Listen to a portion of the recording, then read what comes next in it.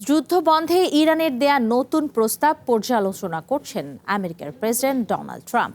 স্থানীয় সময় সোমবার শীর্ষ জাতীয় নিরাপত্তা উপদেষ্টার সাথে ইরানের প্রস্তাব নিয়ে আলোচনা করেন তিনি। তবে এই প্রস্তাবে পরমাণু প্রসঙ্গ না থাকায় খুশি নন ট্রাম্প।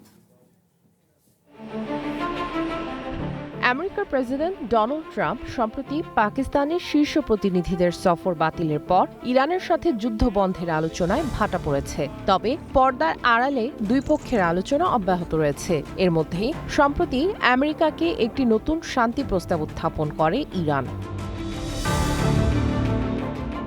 ইরানের এই প্রস্তাব পর্যালোচনা করছে ওয়াশিংটন। আমেরিকার প্রেসিডেন্ট ডোনাল্ড ট্রাম্প এরই মধ্যে তার প্রশাসনের শীর্ষ জাতীয় নিরাপত্তা উপদেষ্টাদের সাথে ইরানের প্রস্তাব নিয়ে আলোচনা করেছেন বলে নিশ্চিত করেছে হোয়াইট হাউস। তবে প্রেসিডেন্ট ট্রাম্প এই প্রস্তাবে খুশি নন বলে জানিয়েছে হোয়াইট হাউসের মুখপাত্র ক্যারোলাইন লেভিট। প্রস্তাবটিতে পরমাণু ইস্যুকে এড়িয়ে যাওয়া হয়েছে, যে কারণে এ প্রস্তাব নিয়ে সন্তুষ্ট নন ট্রাম্প।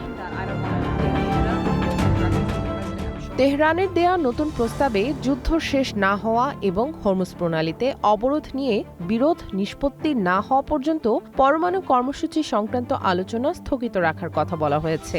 তবে ওয়াশিংটন শুরু থেকেই দাবি করে আসছে যে কোনো আলোচনার শুরুতেই পরমাণু ইস্যু সমাধান করতে হবে।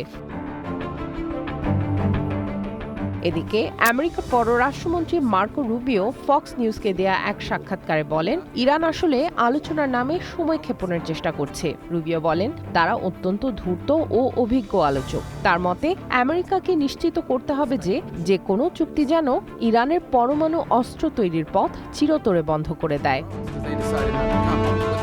সামিয়া জান্নাহ, ওয়ান ইন্টারন্যাশনাল ডেস্ক।